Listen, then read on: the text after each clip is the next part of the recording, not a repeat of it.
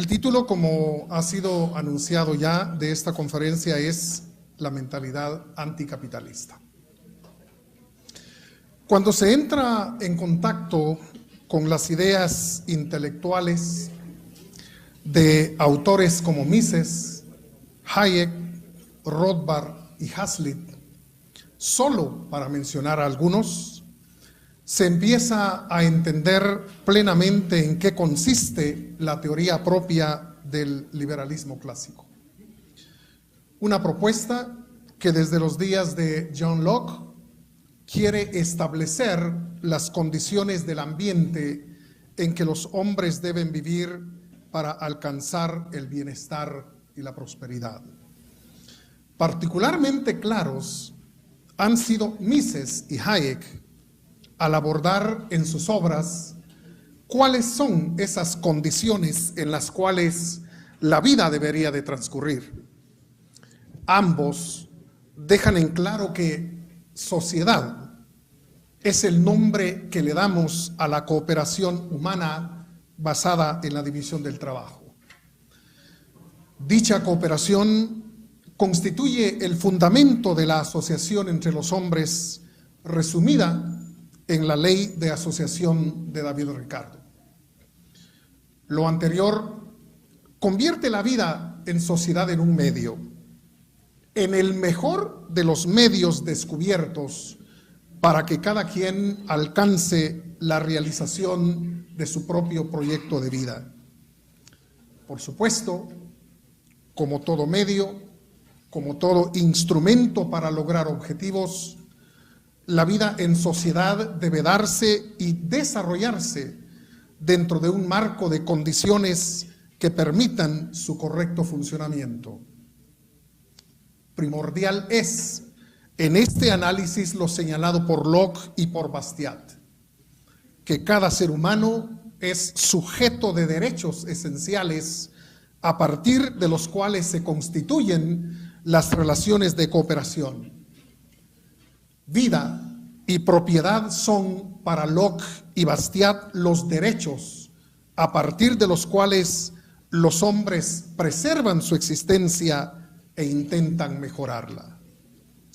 Vida y propiedad son también el marco desde el cual se analiza el origen del gobierno, el origen de las leyes y, por supuesto, la función y la razón de ser tanto del poder público como del aparato jurídico. Por supuesto, en esta visión del hombre y de la sociedad que es el liberalismo clásico, se mantiene una separación entre la esfera propia de la cooperación y la que corresponde al aparato estatal. Esta última, que pertenece al gobierno y que es la estrictamente política, ha de estar al servicio de la cooperación entre los hombres, velando porque en sus actos y en sus relaciones los seres humanos respeten los derechos que les son inherentes y respondan a las obligaciones que estos implican. Esta separación y clara diferenciación tiene que ver con la naturaleza de la vida en sociedad y la naturaleza del aparato gubernamental. La vida en sociedad surge de la voluntariedad y la decisión libre de cada ciudadano. El aparato de gobierno surge de la renuncia que cada uno hace de su derecho a defenderse y por lo tanto se basa en el uso de la fuerza y la coerción. En este orden de ideas, no es recomendable que el gobierno usurpe las funciones de la vida en sociedad, como tampoco es recomendable que la sociedad haga suyas las funciones del gobierno. Para la teoría social del liberalismo clásico, es importante tener un gobierno limitado. La idea de un gobierno limitado se refiere a que el aparato de fuerza y coerción debe limitarse a proteger la cooperación humana y el marco de los contratos pactados voluntariamente entre los hombres. Ahora bien, como lo han demostrado con claridad los intelectuales comprometidos con la filosofía de la libertad, esta propuesta posee una historia fascinante, tanto teórica como práctica. Han sido muchos los pensadores que han dedicado horas y talento a defender y aclarar este ideal de vida en sociedad. También han sido muchos los momentos y los lugares en los que se han experimentado las bondades de vivir en una sociedad libre y con un gobierno limitado. Desde la perspectiva teórica y desde el testimonio de la historia se puede demostrar fehacientemente la superioridad de la propuesta liberal clásica frente a aquellas otras que promueven la intervención, la dirección o incluso la sustitución de la cooperación voluntaria por la fuerza y la coerción estatales. Pero entonces surge el problema que nos ocupa el día de hoy. Si la propuesta liberal clásica es superior a cualquier otra, y si es capaz, como se ha demostrado, de generar la riqueza necesaria para mantener y mejorar la vida, ¿por qué hay tanto rechazo hacia ella? ¿Por qué tantos ataques contra esta manera de ver la vida, la sociedad y el gobierno? Dicho de otro modo, ¿cuál es la razón de ser de la mentalidad anticapitalista? ¿Qué explicación se puede dar a la mentalidad contraria al capitalismo? Ludwig von Mises hizo suyo el reto de responder a estas interrogantes. En el año de 1956 publicó su libro La mentalidad anticapitalista, en un serio intento de proporcionar explicaciones a la actitud de rechazo hacia el sistema económico capitalista. La obra se refiere, en primer lugar, a las características de una economía libre y a su capacidad, ampliamente demostrada, de mejorar la existencia humana en este mundo. Luego, aborda algunas de las razones psicológicas o emocionales que desatan el rechazo que algunos sienten hacia el capitalismo. La obra también hace referencia a la manera como el llamado hombre común percibe la economía de libre empresa, concepción que, por ser producto de una estrechez de miras, no es más que una caricatura, una deformación del sistema.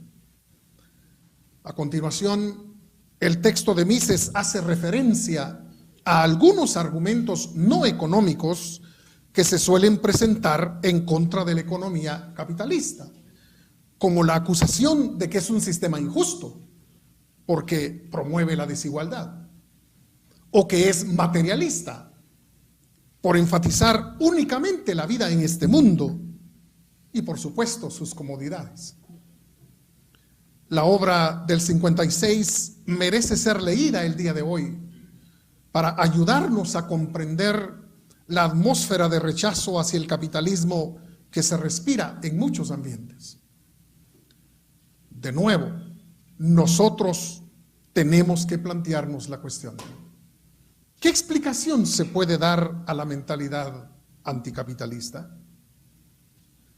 Responder a esta pregunta resulta importante porque casi 60 años después de que se lo preguntara Mises, esa mentalidad continúa manifestándose en la academia, en los textos escolares, en el cine, en la música, en los púlpitos, en los medios de prensa, hablados y escritos, en los ambientes intelectuales y artísticos, en los movimientos sindicales y en la política partidista.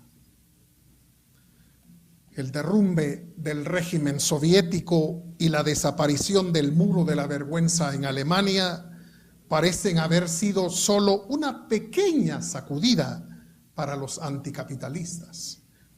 No fue aquello un remesón suficientemente fuerte como para hacer caer al suelo las ideas y los prejuicios opuestos a la sociedad libre y a la economía de mercado.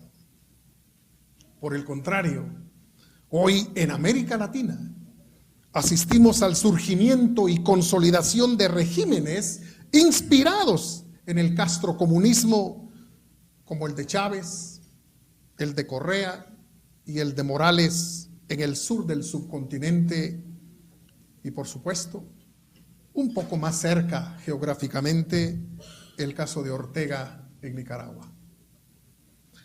Hace casi 60 años, Mises señaló que la mentalidad anticapitalista se caracteriza por la envidia que se experimenta ante los triunfos económicos que otros tienen.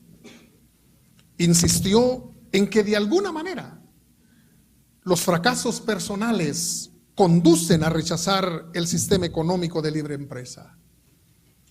De acuerdo a las tesis misesianas, 3 son los elementos inherentes a la actitud anticapitalista: la ignorancia, la envidia y el odio.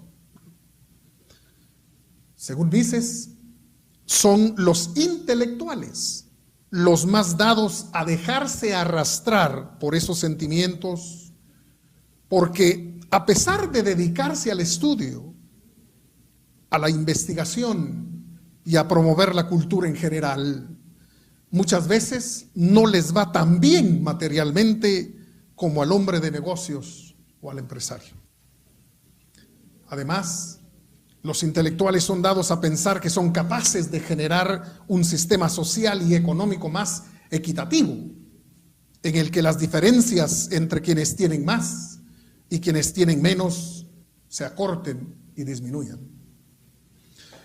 En el origen, pues, de la mentalidad anticapitalista se encuentra una especie de frustración sufrida por los intelectuales y la creencia de poder dirigir o planificar la vida de millones en pro de una sociedad más igualitaria que, según ellos, es la que debería existir.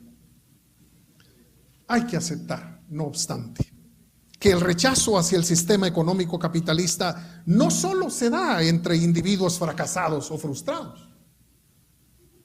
Ejemplos de individuos económicamente bien, que criticaron, se opusieron y hasta combatieron el sistema, se pueden encontrar con mucha facilidad, no solo en el pasado, sino en nuestro propio tiempo.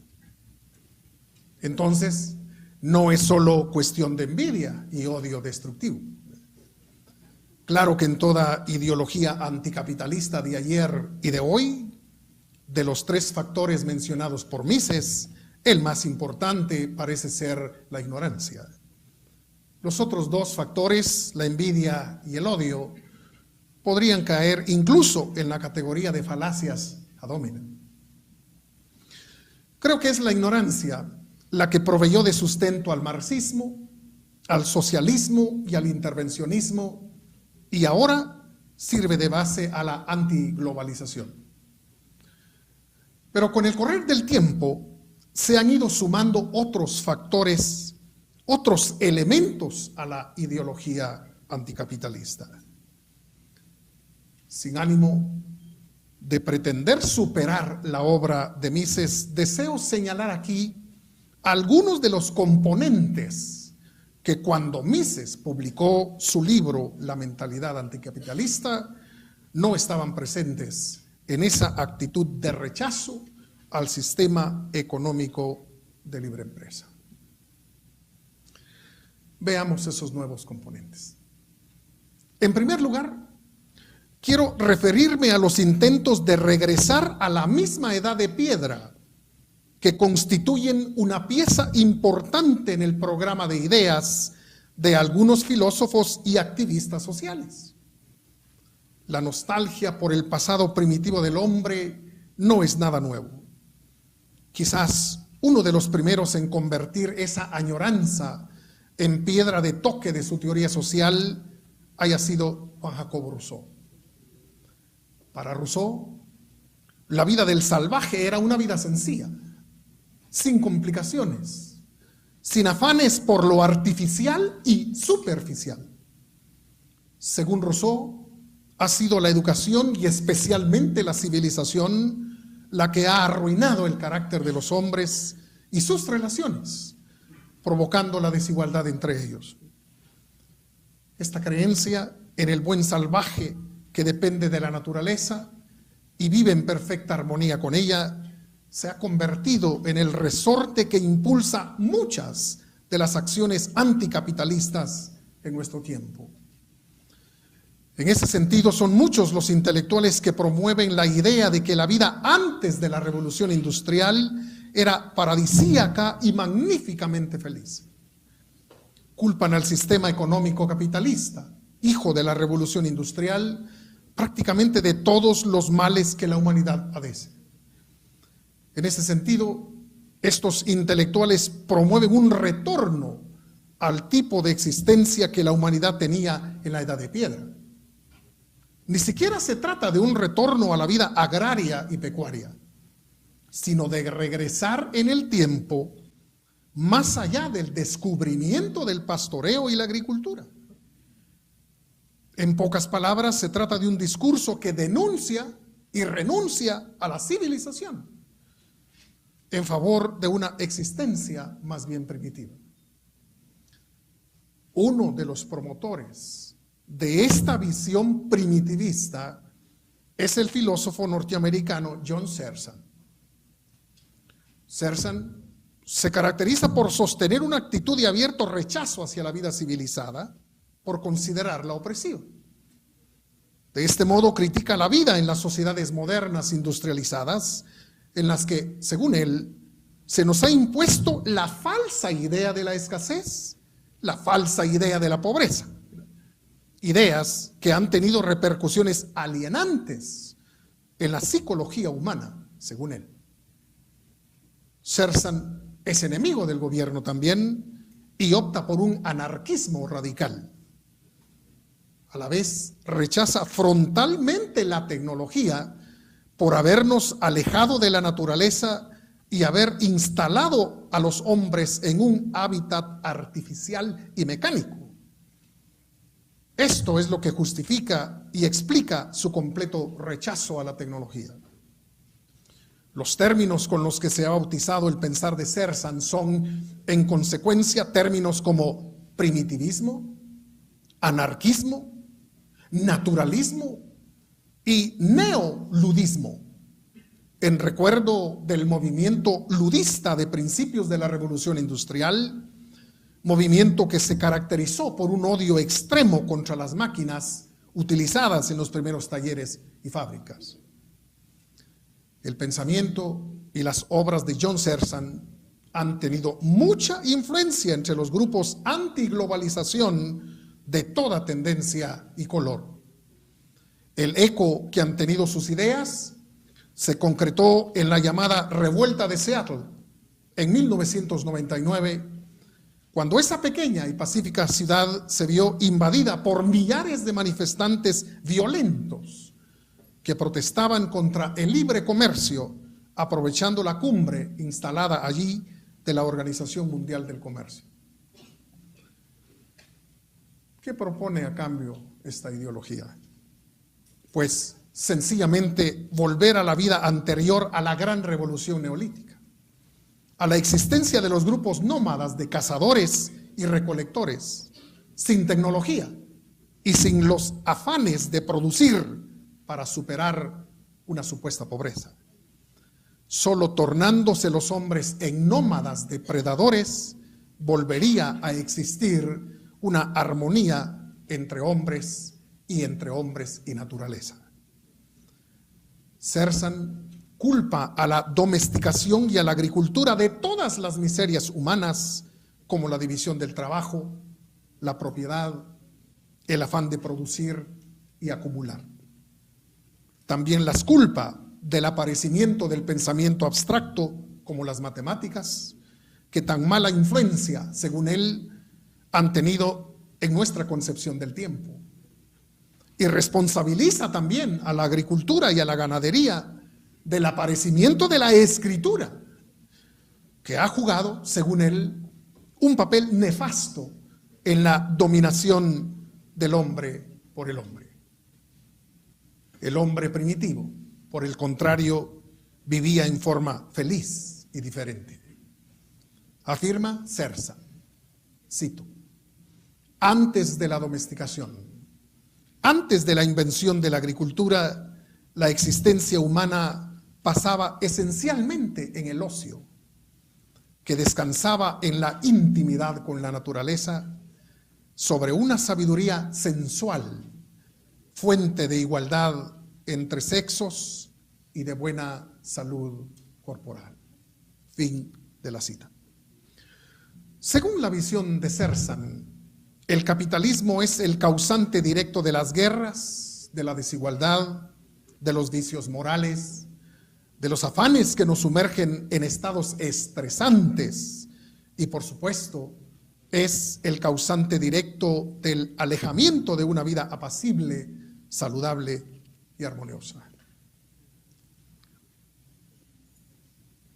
El segundo argumento nuevo, actual, de la mentalidad anticapitalista lo constituye el que atribuye al capitalismo el deterioro del medio ambiente y la desaparición de los recursos naturales no renovables. Incluso se habla de una nueva interpretación de las ideas de la explotación de Karl Marx, en el sentido de que ya no sería el obrero el explotado, sino la tierra y sus recursos. Una parte esencial del argumento ecologista es señalar que en el capitalismo lo que interesa es la ganancia a corto plazo, por lo que no importa qué es lo que ocurra en el entorno y con el entorno ambiental. Se señala a los agentes privados, a los seres humanos individuales como los responsables por no obedecer a un plan general o programa racionalmente concebido. Así, sus acciones aisladas solo pueden derivar en un deterioro del medio ambiente.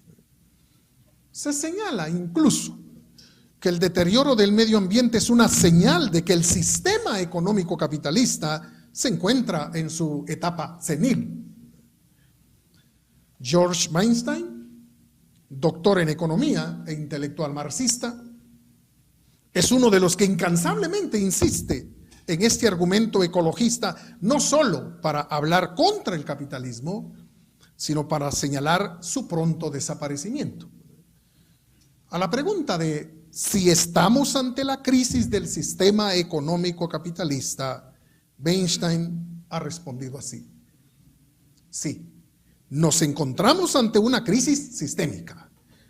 Yo prefiero hablar de crisis de civilización, es decir, de la civilización burguesa, que presenta múltiples aspectos: económico-financiero, ambiental, energético, alimentario, militar, y cuyo motor se encuentra en el centro del mundo, los Estados Unidos. Es una crisis global que viene siendo preparada desde hace unas 4 décadas. El despegue de la decadencia del sistema puede ser establecido en el lustro que va desde 1968 a 1973, cuando concluyó la prosperidad de la posguerra. Estamos ahora en el comienzo de lo que muy probablemente será un largo periodo de turbulencias marcado por la declinación general del sistema. Fin de la cita. El capitalismo, según esta visión ecologista, ha colocado a la humanidad al borde de su propia destrucción al destruir el mundo en que vivimos y consumir desmedidamente los recursos naturales como el agua, el petróleo, etc. ¿Qué propone a cambio esta visión apocalíptica? Se propone que solo el socialismo puede tomar en cuenta los factores no económicos del desarrollo, que solo el socialismo o el comunismo puede lograr una armonía entre industria y medio ambiente, entre la ciudad y el campo, entre la generación de riqueza y la naturaleza. Esto se logrará gracias a la planificación centralizada de los planes individuales y la dirección estatal. Por último, después de este breve recuento, quisiera proponer algunas breves respuestas a los argumentos mencionados hasta aquí: el primitivismo de Zerzan, la crítica ecologista y el señalamiento de que los recursos naturales han sido depredados irracionalmente. El primitivismo de Zerzan es una visión que ignora la clase de organismo que es el hombre y el tipo de organización social que es la cooperación voluntaria. Como organismos, no estamos preparados para la supervivencia, por lo que a lo largo de siglos desarrollamos el instrumento más dinámico y creativo que se puede tener para sobrevivir, como lo es el cerebro y la mente. Si nos hubiésemos quedado a un nivel estrictamente animal, seríamos organismos en lucha constante por la supervivencia. Y entonces las leyes de Robert Malthus tendrían un total cumplimiento sobre nosotros. Aquellos organismos humanos que no lograsen obtener de la naturaleza el alimento necesario tendrían que desaparecer por inanición y muerte. La capacidad creadora del hombre lo llevó a descubrir y a veces a inventar formas de producir lo que la naturaleza por sí sola no puede proporcionarnos. En este orden de ideas, la división del trabajo se convirtió en un mecanismo eficiente para transformar las materias primas en bienes de consumo. La calidad de vida para los organismos humanos no está ligada a la naturaleza, sino a la capacidad productiva. Y en ese sentido, el sistema capitalista ha demostrado hasta la saciedad tener la capacidad de generar los medios que cada organismo humano requiere para vivir. El incremento de la población mundial desde los días de la Revolución Industrial es un testimonio de esa capacidad. Mucha más gente pudo sobrevivir y la vida vino a ser mucho más satisfactoria y, por supuesto, prolongada que nunca antes la humanidad había experimentado. Por otro lado, yo me pregunto, ¿qué haría Zerzan y quienes lo siguen sin la tecnología que les permite desplazarse en horas de un sitio a otro o comunicarse y dar a conocer sus ideas sin la magia de Internet y de los ordenadores? Por otro lado, me pregunto también, ¿hubieran tenido tiempo de crecer y vivir lo suficiente para decir lo que dicen sin las vacunas, los antibióticos y los medicamentos efectivos de la civilización? A mí me parece que los argumentos malthusianos del primitivismo de Zerzan no constituyen más que un intento de suicidio cultural, de harakiri civilizatorio, aparte de ser un discurso totalmente inhumano. Respecto a los argumentos del ecologismo en torno al deterioro ambiental y a los recursos no renovables, hay que recordar, primero, que han sido los países más atrasados y las naciones que vivieron bajo el yugo comunista los menos respetuosos por el ambiente natural. Los pueblos más pobres y atrasados porque su productividad es de mera subsistencia y se encuentra casi totalmente atada a la tierra y además descansa en procesos productivos atrasados y primitivos. Y los pueblos bajo el yugo comunista porque, por un lado, lo que es de todos es de nadie y nadie lo cuida. Y por otro, porque la maquinaria gubernamental generalmente es incapaz de velar efectivamente por todo y es responsable por nada. También es necesario mencionar la obra de algunos intelectuales que se dedicaron a responder a las críticas del ecologismo apocalíptico con serios argumentos y demostraciones. El primero de esta lista es Julian Simon, un liberal cuya obra vale la pena conocer en general. Únicamente recordemos aquí de pasada el libro de Julian Simon que se titula El último recurso, en el cual el autor demuestra cómo los recursos naturales son hoy más abundantes gracias a la tecnología y a su empleo eficiente, merced a las señales del mercado. Otro texto importante en esta línea de pensamiento es el libro The Toxicity of Environmentalism de George Reisman, que tiene la virtud de demostrar abiertamente que la naturaleza en sí misma carece de valor hasta que el ser humano descubre su utilidad.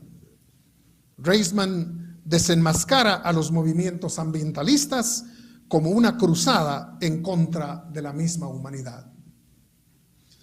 Otro libro de gran valía es el de Patrick Michaels, titulado Satanic Gases, en el cual el autor demuestra que las medidas y parámetros utilizados para constatar el llamado calentamiento global no han sido todos los científicos que deben ser. Sus descubrimientos fueron la base para que algunos países no firmaran los llamados protocolos de Kioto. Michaels demuestra que el calentamiento del globo es mucho menor de lo que se asegura y que la causa no es una sola, sino muchas. De modo que el CO2 no es el único responsable.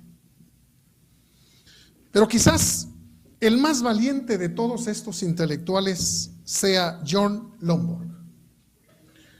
Lomborg, déjenme decirles, fue durante un tiempo un activista al servicio de Greenpeace, involucrado en andar vociferando en contra del sistema económico capitalista por diversas partes del mundo.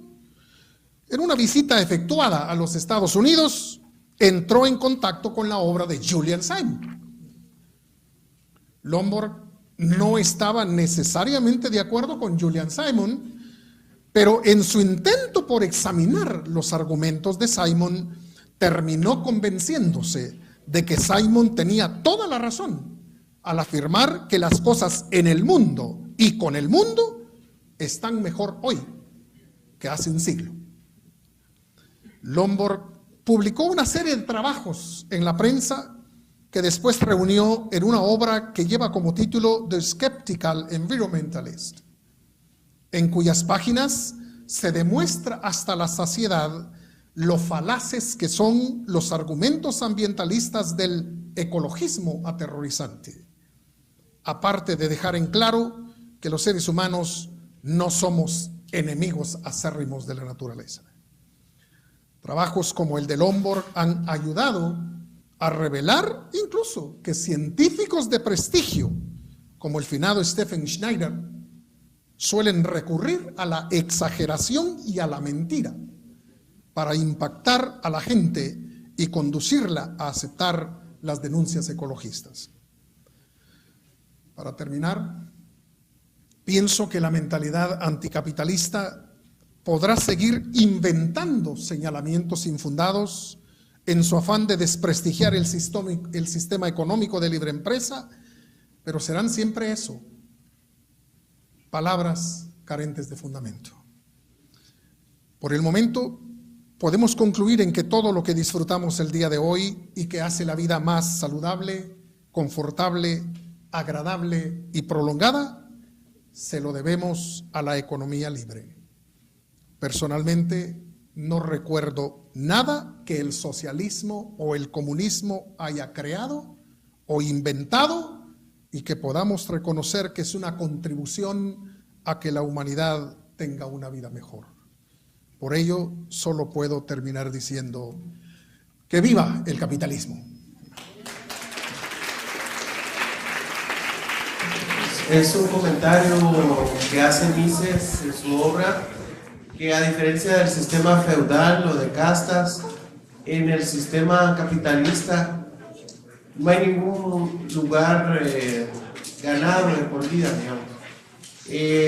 Cualquier persona es libre si usa su creatividad, si logra satisfacer los deseos de la mayoría, logra juntar capital, de cambiar su estatus social.